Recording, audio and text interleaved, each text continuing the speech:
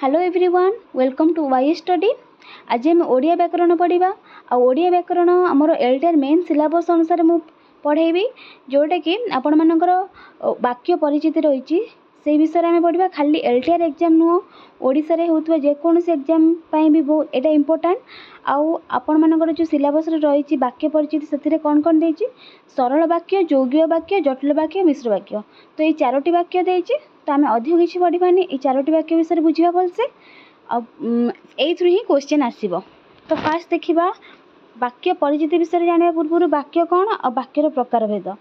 तो वाक्य हेउची उपयुक्त अर्थबोधक पद संगतिर उपयुक्त समाहार। गोटे अर्थ प्रकाश कर पद थी पद गुड़िक संगति मिसिकी रही आम वाक्य बोली कहबा। से गठित वाक्यर रूप पद संगति दृष्टि निर्धारित हुए। जो वाक्यटी गठित होता है तार पद संगति केमिति गठित होइछि से दृष्टि निर्धारित होता है। तो गठन कला और प्रकार उभय दृष्टि वाक्य दुई प्रकार। उभय को मुख्यतः वाक्य रूप बोली कह जाए। वाक्य रूप कौन दुई प्रकार कहले गठनात्मक रूप और प्रकारात्मक रूप। आम आज सिलेबस अनुसार देछि सरल वाक्य, यौगिक वाक्य, जटिल वाक्य, मिश्र वाक्य। तो से चारोटी सारिबा। एई प्रकारात्मक रूप जो सेटा आपण मानकर सिलेबस रे एलटीआर सिलेबस रे नाही तो सेति मु एटा स्टार्ट करिबिनी। तो एई चारोटी भल से आमे बुझिबा। तो सरल वाक्य कौन देखंतु सरल वाक्य रे गोटे मात्र समापिका क्रिया रहउतबो। समापिका क्रिया माने कौन देख सेवा करती भल पाती तो गोटे गोटे एगुड़ा समापिका क्रिया कह जाए। तो गोटे गोटे समापिका क्रिया थी आ वाक्यटी शेष होतबो ताकू कह जाए सरल वाक्य। तो आम पूरा डेफिनेशन जाना हेले गोटे मात्र समापिका क्रिया थी वाक्य को सरल वाक्य कह जाए है बुझिपारे। तो जमीक गोवर्धन दरिद्र मानकर सेवा करती, नमिता को तांको घर लोक भल पाती सेपरी सेवा करती भल पाती गोटे गोटे समापिका क्रिया। प्रणव जड़े शिल्पी, आम साहित्य शिक्षक जड़े ज्ञानी व्यक्ति। वाक्य दुईटे शिल्पी और ज्ञानी व्यक्ति पर अटंती जोग संयोग करा अटंती गोटे समापिका क्रियार पद। यही वाक्य द्वय अटंती उह्य रही। तो आम चाहिए ये लिखा प्रणव जड़े शिल्पी अटंती, आम साहित्य शिक्षक जड़े ज्ञानी व्यक्ति। तो एथर कौन जानले जो वाक्य गोटे मात्र समापिका क्रिया थी ताकू आम सरल वाक्य बोली कहवा बुझला। तापरे यौगिक वाक्य कौन यौगिक वाक्य डेफिनेशन फास्ट जानदबा। परस्पर निर्भरशील दुई बा ततोधिक सरल वाक्यर समाहार जोगे गठित वाक्य को यौगिक वाक्य कह जाए। परस्पर निर्भर होतिबो दुई बा ततोधिक सरल वाक्य गोटे सरल वाक्य थी आउ गोटे सरल वाक्य थी ताकू गोटे अव्यय जोग करथिबो। अव्यय आम आगू पढ़ा तो अव्यय पद जमी ओ एवं किंतु परंतु एगुड़ा गोटे जोग कर दीटा सरल वाक्य को गोटे अव्यय पद जोग कर तो मिसिक गोटे वाक्य होतबो से आम यौगिक वाक्य बोली कहबा। देखिबा कौन देख पवित्र पहुँचला सुषमा आसिला ओ उभय मिसी पाठ पढ़िले। पवित्र पहुँचला दुई बा ततोधिक कहला सरल वाक्य गोटे सरल वाक्य, सुषमा आसिला गोटे सरल वाक्य, उभय मिसी पाठ पढ़िले ये गोटे सरल वाक्य। तो ताकू किए जोग करुच्ची से तीनोटी को ओ गोटे अव्यय पद जोटा संयोजक अव्यय बोली कह जाए ताकू जोग कर होगला कौन जटिल वाक्य। तीनोटी सरल वाक्य अच्छी ताकू गोटे ओ अव्यय पद जोग करुच्ची ताकू आम यौगिक वाक्य बोली कहबा। तापरे मनोज श्रेणी रे बसिला मात्र पढ़ी पारला नहीं। एठी कौन जोग करछि मात्र देखिए गोटे अव्यय पद जोग करथिले आमे आने आखि बुझिकी आम कौन करवा यौगिक वाक्य बोली करवा।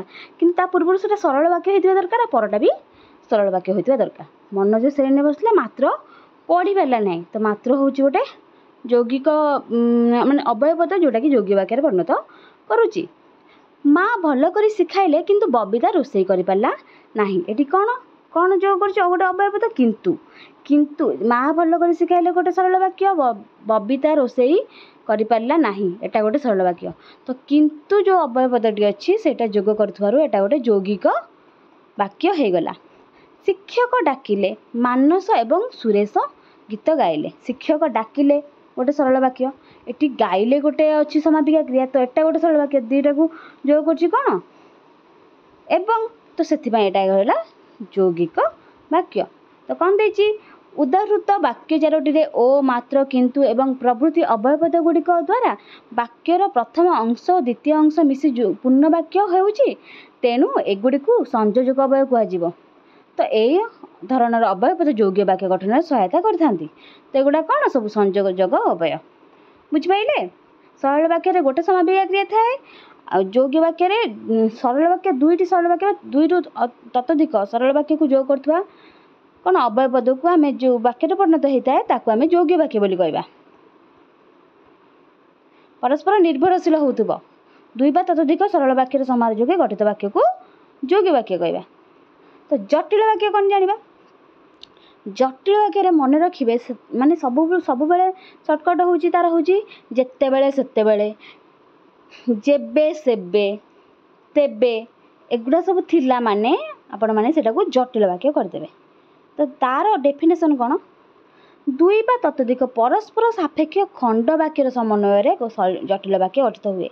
खंड वाक्य कौन माने आपण माने गोटे कथा कहबे जोटा कि अधा खंडिया होगी रोथुबो आउ गोटे परवर्ती कथा थिबो कि सेटा कहउनथिबे तो कहया पड़िबो। तो आउ गोटे वाक्य से जो परवर्ती वाक्यटा को मिसी गले हे जिवो कौन यौगिक वाक्य किंतु सॉरी जटिल वाक्य किंतु यौगिक वाक्य कौन थिला शिक्षक आसिले तो यहाँ सरल वाक्य आम ये परवर्ती वाक्य न कहवा किसी कथा ना माने जना पड़े गोटे सरल वाक्य शिक्षक आसिले ओ पाठ पढ़ाइले। तो यहाँ आम दुईटा वाक्य जब करदे यौगिक किंतु जटिल वाक्य कौन खंड वाक्य दुईटा थी जमीती कि गोटे कथा कहते आपण मैंने भावे कि आउ गोटे कथाटा अच्छी आउ गोटे वाक्य अच्छी कहवाक अजा जितेबाला घरे पहुँचले तो मुझे कहीदेवी ताहले परवर्ती वाक्यटा माने गोटे कौन आसुची कि नहीं आउ गोटे किसी कहबार अच्छे कि नहीं। तो अजा जितेबाला घरे पहुँचले कौन हम सेतेबाला घरे रतन नथिला तो होगला दुईटी खंड वाक्य आटा जिते ये दुटा को आम जोड़ीदेले होगला जटिल वाक्य बुझिपारे। जदि आपण मैंने मन रखा चाहते तो जिते बेले सेते बेले थी तो यहाँ गोटे जटिल वाक्य। सेमती बापा केबे आशा कर नथिले जे जदि मुझे कह रही तो किसी आउ गोटे कथा आसुची कि नहीं हाँ आसुची निश्चित। तो से आम जाना कि सनातन श्रेणी रे प्रथम हेब बापा केबे आशा कर नथिले जे सनातन श्रेणी रे प्रथम हेब। तो जे आसुची जे जोग करुच्ची तेणु एटा गोटे जटिल वाक्य। तो जदि मन न रखिपारे तो एति कहला पर आउ गोटे वाक्य को माने अपेक्षा करुच्ची तेणु एटा गोटे जटिल वाक्य। दरकार समय रे जे साहाय्य करे ताकू उपयुक्त बंधु कह जाए। तो जे अच्छी मुझे कहीदेवी दरकार समय रे जे साहाय्य करे सैला आ किसी कथा ना तो कथा ना माने एटा किसी माने कथा अच्छी अच्छी बोली तो मुझे कहली ना से बाड़ गली दरकार समय जे साहाय्य करे ताकू उपयुक्त बंधु कह जाए। तो ये कंप्लीट होउची तो यहाँ को जटिल वाक्य बोली कहवा। तो सर्टकट मन रखिले जिते बेले सेते बेले जे से केबे तेबे एगुड़ा सब थिले है जटिल वाक्य। कालीर काम जदि आज करुच तेबे मुझे तेबे जदि थिबो आजिर काम एबे कर एटा गोटे जटिल वाक्य। किंतु आ भितरे खंड वाक्य तो दीटा प्रधान वाक्य गोटे अच्छी आ गोटे अप्रधान वाक्य। जमीती कि अजा जिते बेले घरे पहुँचले एटा कथाटा शेष हो ना तो अप्रधान है सेते बेले घरे रतन नथिला एटा हूँ प्रधान शेष करुच्ची तो प्रधान वाक्य। अजा जो घर ना अप्रधान वाक्य। सनातन श्रेणी प्रथम हेब एटा प्रधान। बापा केबे आशा करी नथिले जे एटा अप्रधान वाक्य। ताकू उपयुक्त बंधु कह जाए एटा प्रधान। दरकार समय जे साहाय्य करती एटा अप्रधान बुझिपारे। एवटा आपण मैंने क्लीयर हो गले कौटा सरल यौगिक जटिल। सरल वाक्य गोटे मात्र समापिका क्रिया थी जटिल यौगिक वाक्य कौन परस्पर निर्भर कर गोटे कौन हो निर्भरशील दुई बा ततोधिक सरल वाक्यर संयोग गठित वाक्य को यौगिक वाक्य कह जाए। जटिल वाक्य कौन दुई बा ततोधिक परस्पर सापेक्ष खंड वाक्यर समन्वय जटिल वाक्य कह जाए। जदि जटिल वाक्य मन रखिपार नथिले मु कहली जिते बेले सेते बेले जे से तेबे एगुड़ा सब मन रखिले एटा हूँ जटिल वाक्यर माने गोटे गोटे पद अच्छी जोटा कि जटिल वाक्य को बुझाए। सेमती मिश्र वाक्य कौन? मिश्र वाक्य से सरल वाक्य जटिल वाक्य योग्य वाक्य उभय तीनोटी वाक्य बा दुईटी वाक्य को जोड़ुव। सरल वाक्य योग्य वाक्य ना योग्य वाक्य जटिल वाक्य ना जटिल सरल एमती जोग करुले ताकू आम कहवा मिश्र। देखा गीत बाजा और नाच चलवा जो दर्शक मैंने देखा आसीथिले एटा गोटे यौगिक असंपूर्ण वाक्य हूँ। जेजे से उपयुक्त चौकी रे बसाइले एटा सरल वाक्य। से यथाशक्ति भोजन प्रदान कले। देखो ए दुईटी सरल वाक्य आ गोटे यौगिक असंपूर्ण वाक्य रोचे। तो प्रथम द्वितीय तृतीय वाक्य जब आम मिसई दबा वाक्य को तेल कौन हम से गीत बाजा नाच चलवा समय जो दर्शक मैंने देखा आसते जेजे से उपयुक्त चौकी रे बसाइले और से यथाशक्ति भोजन प्रदान कले। तो यहाँ कौन है जेकोसी प्रकार वाक्यर समन्वित रूप को मिश्र वाक्य कहुए। माने मोटामोटी भाव में कहवाक गले गोटे दुईटी सरल वाक्य थी ना योगी वाक्य थी ना जटिल वाक्य थी।